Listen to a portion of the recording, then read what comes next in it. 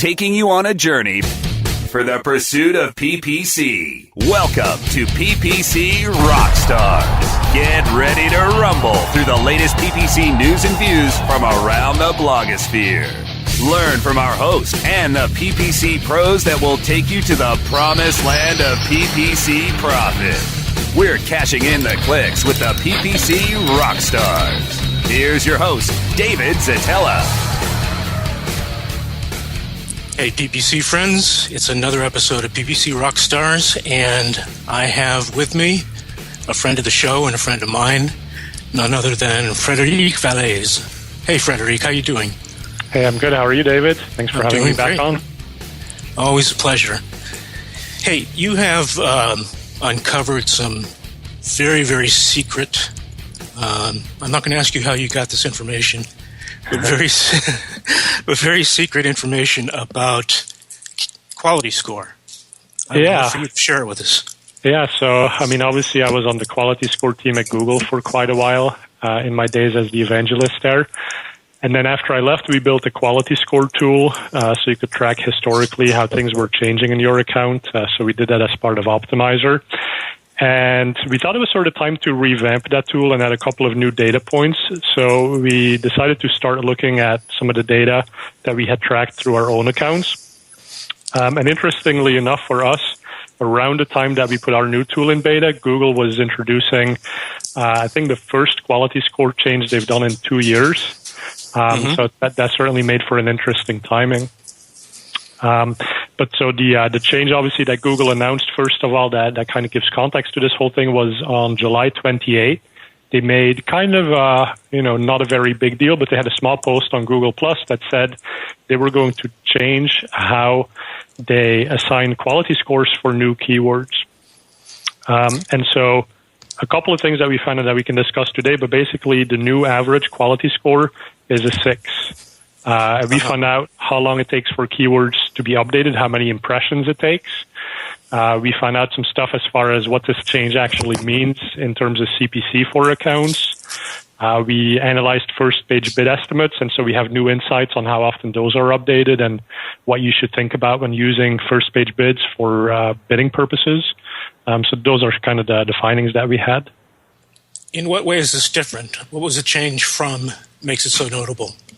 Yeah, so what Google used to do was whenever you added a new keyword to the account, they would predict the quality score based on a number of factors they knew, such as historically how the keyword had done for other advertisers, how your ad text and your domain had done across all of the other ads that you might have run. And then third, your account quality score. An account quality score, by the way, that's one of these things where it's a bit of a debate. So Hal Varian, Google's chief economist, came out about a year ago and he said there is no such thing as an account level quality score. And I fully agree with him in the sense that you can't call up your Google rep and say, hey, tell me my account quality score, because it's not a number that the reps have access to. But if you think about how Google's quality score system works, it's a machine learning system. And so it only makes sense that machine learning system, which is basically making predictions from past data on how future performance will be in terms of CTR, that would look back at how you have traditionally done as an advertiser. So that's the account level quality score. So these were the three factors that we're using to set new starting bids. But now any new keyword that comes into the system is going to start off at a quality score of 6. And so that's, they made it out to be a pretty small change, but in some ways I think it's pretty significant. So yes, I'm sure I recall seeing quality score for new keywords kind of in the basement of 3 or 4. And so this it's almost a innocent until proven guilty rather than guilty until proven innocent. Exactly. So I guess it's more like the U.S. law system, right? And unlike the French system. But it is interesting because so in the example that you gave, if you traditionally were coming in with pretty low quality scores, then that would have been kind of a penalty that you had to pay to start playing in the auction. So you had to pay more upfront to prove to Google that you were in fact not guilty. But there's also the flip side of that. So some advertisers account level quality scores, and they would start off with 8s and 9s. And now that Google's saying, well, we're going to start everyone off with 6s, it's actually costing those advertisers a little bit more money up front. So some of the discounts they would have initially gotten, they no longer get until they've proven to Google what's going on. And by the way, the other thing that people may not have really read into the Google announcement, but the Google announcement said for new keywords, your quality score will be a 6.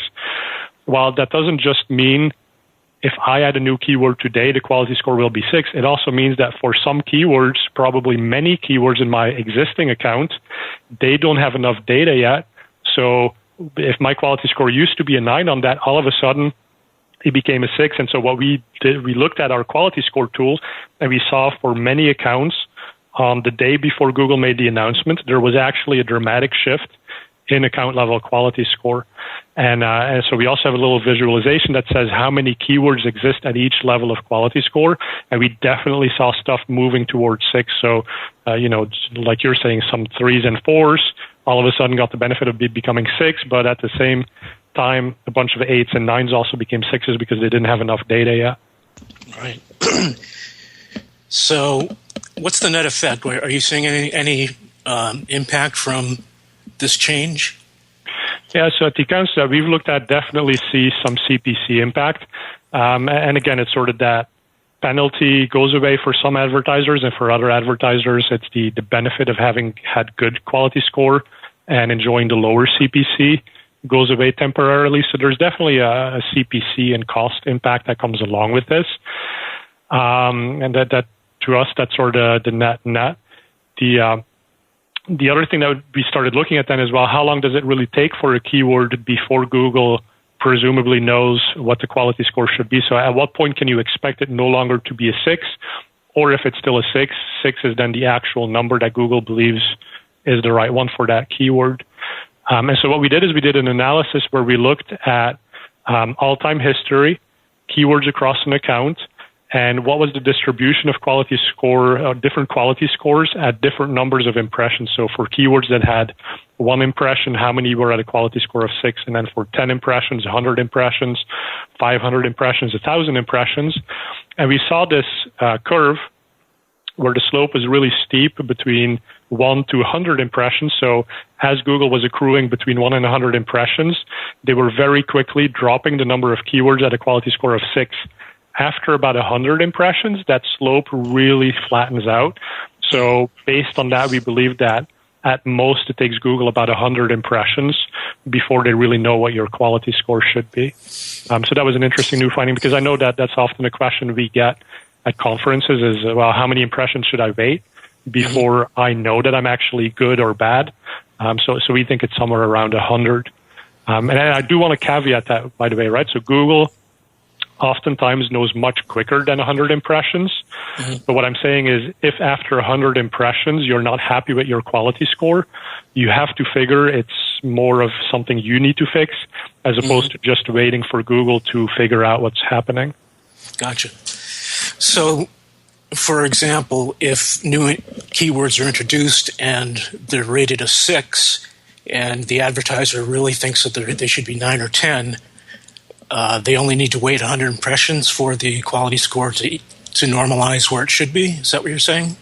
Yeah, that's what I'm saying. And so, of course, it depends on how much volume that keyword gets. I mean, that's because the other factor is not just the number of impressions, but it's also the cycle at which the quality score number in the account is updated. Okay. And that happens roughly once a day. And the way that happens is a little tricky as well, and people have to understand it's not like Google says, oh, we're going to go take a look at David's account and update all of his quality scores. No, it's more of a rolling mechanism. So they might look at one of my accounts and one keyword and say, okay, update the quality score. And then they move on to a keyword in your account. And so they're flipping back and forth between accounts. So it's not like you can go to an account and say, when was the quality score last updated for this account?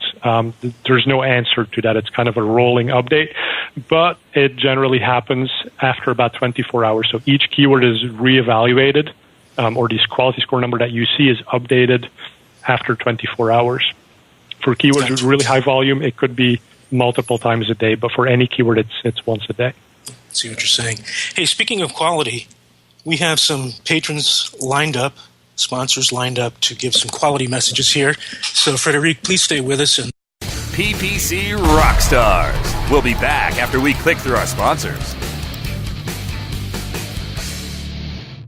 Reinventing keyword research, simplifying campaign optimization, redefining competitive analysis. SpyFu brings you an entirely new way to find the most profitable keywords for your SEO and PPC campaigns. New tools, new data, and a brand new look. We've streamlined SpyFu so that you can optimize your search engine marketing more efficiently, more accurately, and more intuitively. Visit spyfu.com. That's SPYFU.com and start downloading your competitors' keywords now. Try it free. When you started your business, you first listened to your professors.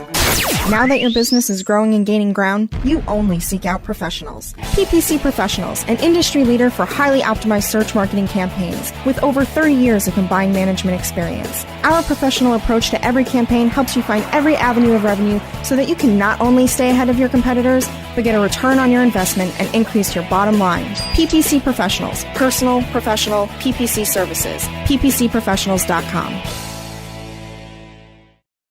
Reinventing keyword research, simplifying campaign optimization, redefining competitive analysis. SpyFu brings you an entirely new way to find the most profitable keywords for your SEO and PPC campaigns. New tools, new data, and a brand new look. We've streamlined SpyFu so that you can optimize your search engine marketing more efficiently, more accurately, and more intuitively. Visit spyfu.com. That's SPYFU.com and start downloading your competitors' keywords now. Try it free. The pursuit of PPC continues. Welcome back to PPC Rockstars. Here's your host, David Szetela. And we are back with Frederic Valles, who is giving us some good stuff on quality score, changes that Google has made recently. So, Frederic, you mentioned earlier that you were seeing some impact on CPCs, average CPCs. What's the relationship now between quality score and average CPCs? Yeah, and that's a great question. I think that's really important because people stress so much over fixing their quality score because they know it will somehow impact their cost per click that you're bidding. And just to briefly explain that, it's basically your ad rank is a factor of your maximum bid as well as your quality score. And nowadays, actually, also your ad extensions performance. Right, but so by improving your quality score, the CPC that you need to pay to maintain your ad rank versus your competitors should go down. The question has always been, well, how much does it go down? And so I was researching that, and I found a couple of tables that have been published by Click Equations and WordStream, and I actually think those tables are not as correct as they should be. And basically what these tables are saying is if you go from a quality score of 2 to a 4, that's doubling your quality score, hence your price should drop in half. And that's kind of the old way of thinking, right? Where the ad rank was a multiplication of these two factors. Now, the thing that this leaves out is that the quality score number that you see in the account is a representation that Google gives you for some underlying actual CTR metric, right? Remember how quality score is very heavily driven by CTR. And so it's not correct to assume that a quality score number of 4 means you have twice the CTR, which is the number that really matters, of a quality score of 2. And so hence these tables are not correct. So we started looking at this and we saw that if you change your quality score above the average, and the average being about 6, then you see much bigger impacts to how much you have to pay to be in the auction. And so we evaluated the first page bid relationship to the quality score. And, you know, what I'm taking away from that is the fact that if you have a low quality score, so anything below a 6, you basically have to pay a certain amount. Your first page bid is mostly driven by competition that exists on the page. Mm-hmm. Right? So until you get to that point, improving your quality score from a 3 to a 5 is really not going to have that meaningful of an impact on how much you have to pay. But once you become average and you start getting better than average, that's when you can start seeing real discounts. Now, the exact amounts, we're still researching those, and we hope to have an answer for that in the next couple of weeks. Yeah, that would be really good to know. Yeah, exactly right. So are first page bid estimates updated together with the quality score or separately? Yeah, and that's we weren't even really looking to answer that question, but we did find some interesting information there too, and we saw that for about 70% of all keywords that had a quality score change, there was no change in the first page bid. And that made no sense to us, right? Because you would assume if your quality score changes, then your first page bid would drop. And of course, that's assuming all other factors are equal, right? So we looked at normalizing it for day of the week and a number of other things. But yeah, these first page bid estimates were not changing. So we were pretty sure that they're not being updated on the same, with the same cadence as the quality score numbers are updated. And I think that's really important, actually, because there are a number of bid strategies, flexible bid strategies from Google that allow you to set your bids based on a first-page bid estimate or a top-of-page bid estimate. And obviously, if these numbers are not always as up-to-date as they could be, then you could be bidding too little or too much. And we saw that in some of the agencies that we've worked with, when they would take a first-page bid methodology and say, literally bid my first-page bid estimate, assuming that would put them on the first page, they actually weren't on the first page because that bid was too low. And so now it's kind of coming together, and I think it's because these first page bids are not updated at the same frequency as the quality score, and so you may not be bidding to what is actually happening at this moment in time. So that's a pretty big risk, I think. Well, I've always had mixed feelings about quality score in general, mainly because, as you just said, and as I've heard, I think I heard it from you when you were on a show years ago, that the CTR, average CTR, is the overwhelmingly most significant factor in quality score. So answer a couple of questions that you've definitely heard before. One of them is, how much does landing page quality factor into quality score? And by quality, I mean words on the page that reflect the search query and the ad copy. Yeah, so we believe that the landing page factor is actually quite a small one. And so I can talk about when I was at Google and landing page quality first became a factor for quality score. It was really about more policy than quality almost. It was about weeding out thin landing pages, affiliates basically veiling themselves as not affiliates. Or people doing scammy stuff, trying to collect email addresses for a mailing list and promising you a free iPod, or nowadays it'd be an iPhone probably, but then not delivering on that promise. And so at that point, landing page quality was really only a punitive factor. It could never benefit you. Now, more recently, it does come into play as a more positive factor, but it's still a very small component of what we see. So it's really mostly that historical CTR, as well as a future prediction of CTR. Now, you did ask a very specific question, which is, what about the words on the page? Do those matter? And that's, I think Bing has gotten better than that, but that's kind of how things used to work at Bing. And I think maybe that's why people have this perspective that if you don't have the words, your keywords on the landing page, you could have been disapproved for relevancy reasons. Google goes far beyond that. So Google looks much more at what is the user experience. And you know what? If I'm selling flowers and I take someone to a page about roses, well, guess what? That's kind of the same thing, right? Rose is a type of flower, so that's still a relevant page, even if the word flowers might not be on that page. So Google's much more looking at what is user behavior. Does the user seem to have found what they were looking for, or are they just fleeing that page very quickly because it's absolutely the wrong result? All right. Let's take a hypothetical example. Let's say that an advertiser is using keywords that are reflected in the ad in 3 places and leading to a landing page that provides a fantastic user experience, not just because of the words, but because it's a quality page from Google's standpoint. So if all those things are true and the quality score is 7, is there anything that an advertiser can do? Yes, and I think that kind of goes to the point of looking at or looking beyond the quality score number of 7. I mean, what ultimately really matters to Google is the CTR. And I don't know if I can explain this simply in this kind of situation without a whiteboard, but basically think about how Google makes money, right? Google makes money by getting clicks because it's a CPC pricing system. But if you look at what the auction means, the auction is actually a cost per impression auction because CPM is nothing else than CPC multiplied by CTR. You can write that out and you'll see CPM is exactly CPC multiplied by CTR. So Google's doing a very brilliant thing in that respect. But the point I'm trying to make is because CTR is one of these very heavy factors, if you can improve your CTR by some percentage points, you're actually going to see that benefit in a lower CPC that you pay, even if you're not necessarily moving the needle from a 7 to an 8. In the back end, your CTR is still improving, and that's what really matters at the end of the day. Okay. So, but that said, the way that our tools look at this is we try to pinpoint areas of high spend in your account that also have lower than average quality score, because those are the portions of the account where you could really move the needle in terms of what your costs are.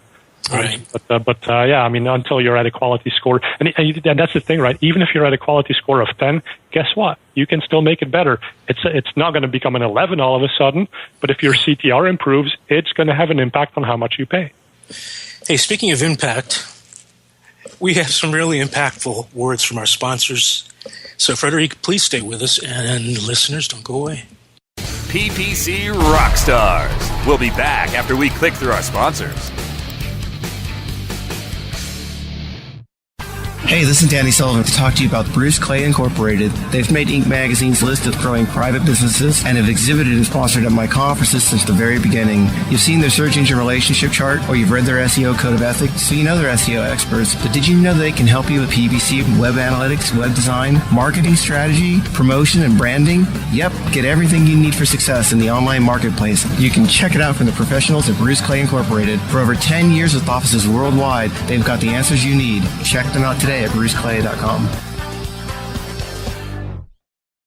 Great websites today need expert web design and development and need to be e-commerce ready and mobile friendly. But building a marketable and profitable website can be an uphill climb. Ready to make your new website or replace your existing website? Think Orange as the new way to get in the black. Orange Hill Development works with Fortune 500 companies and offer the same top quality development service at a fraction of what other providers charge. Brands like Absolute, Carlsberg, and Nestea trust Orange Hill Development. Find out why you should trust your website with Orange Hill. Contact Orange Hill for a consultation today at orangehilldevelopment.com. Building better search engine rankings takes the right formula. Tracking those rankings is super simple. All you need is authoritylabs.com. Authority Labs uses automated daily rank tracking tools to monitor your site's performance or leverage their API to build your own tools. No matter what animal-labeled algorithms affect your ranking, you should be using Authority Labs. Unlimited users for no additional cost and white labeling can help keep your clients updated and save countless hours of creating reports. Whether you're running sites with just a few or millions of keywords, what you need is authoritylabs.com. The pursuit of PPC continues. Welcome back to PPC Rockstars. Here's your host, David Szetela. And we are back, home stretch with Frederic, talking about quality score. Let me dredge up a question that I'm sure you've heard as well. I've actually seen this written about, and I'm skeptical. And these articles say that a brilliant tactic, if you have or suspect that your account quality score is low, then you should open up a new account and just copy all the campaigns into the new account. Well, so in the old scheme before Google made that announcement on July 28th, that was very much valid. Now, again, it's valid, but it has its limitations because Google does look at historical data, not just from your account, but across different accounts. So if you were just going to use the same ad text with the same domain, with the same keywords in a new account, then you'd start pretty close to where you were before, right? So maybe some account level factors would have been cleared out, but it's not like that wouldn't have been the silver bullet to fix all of your quality score issues. Mm-hmm. Nowadays, I haven't really fully evaluated it, but it sounds like it would be even less important because new keywords automatically get that benefit of the doubt. But then, as I said, it's still a machine learning system. So if the machine thinks that is typically you're worse than average as an advertiser, it's going to predict that your future impressions will also perform worse than average. But the underlying factors to that really are much more about the relationship between keyword and query and ad text and landing page. Okay, two more hypothetical situations that I hear a lot and you probably hear a lot. One of them is the mythical one keyword ad group. There are those who swear that having one keyword and that keyword in the ad text all over the place and that keyword on the landing page all over the place will deliver the highest possible quality score. And let's say, for example, that the quality score is, well, I'm going to leave it at that. You know what? I think in some cases that's overkill, but if that gets you to actually write an ad text specifically to that keyword, then that's probably going to boost your CTR, so that may give you a better quality score. Now, you also have to think about the way that Google looks at these different factors, right? So Google has an understanding of what is the benefit to CTR of having the keyword appear in the headline in description line 1. Mm-hmm. And so generically they will look at, okay, this seems to be a good thing to use the keyword 3 times, completely hypothetical, right? I think 3 times is probably too many, but that could give you a benefit. It's what you're suggesting, though, is a much better strategy than just saying, oh, I'm going to dump 1,000 keywords in an ad group and use dynamic keyword insertion and hope that the ad text looks relevant. That's probably going to give you a worse CTR and a worse quality score. Gotcha. Hey, we don't have time for another question, but I do want to let you, first of all, spell your company name for listeners. Yeah, it's O-P as in Paul, T, M as in Mary, Y-Z-R.com. So It's Optimizer. There's no E between the Z and the R. That's where people often get it wrong. But just go and take a look or do a search for quality score tools and AdWords scripts, and you'll find us on Google under those terms. And you've got some free scripts. Is that right? Yeah, we do have a number of free scripts. And so we've actually improved our methodology. We now have what we call enhanced scripts. And those have taken all the programming and all the coding out of being able to use AdWords scripts for your account. But some of the older ones where you actually still get the full code and you can edit the code, we have those available for free. So just take a look at our website to find what some of those are. And we do have some quality score ones as well. But we're especially proud, of course, of the quality score tool, which is fully hosted and beautiful visualizations and really helps people very easily pinpoint issues in their account and then fix them. Well, that puts meat on the bones that we've laid out here, and I really appreciate your sharing that info with us. Thanks for coming on the show. I'm sure I'll see you in New York. Yes, I'll be in New York, and then I'll be in London at HeroConf. Great. So conference season starting up. Look forward to seeing everyone there. And thanks for having me on the show again, David. My pleasure. And listeners, thanks for hanging with us. Come back next week for another episode of PPC Rockstars.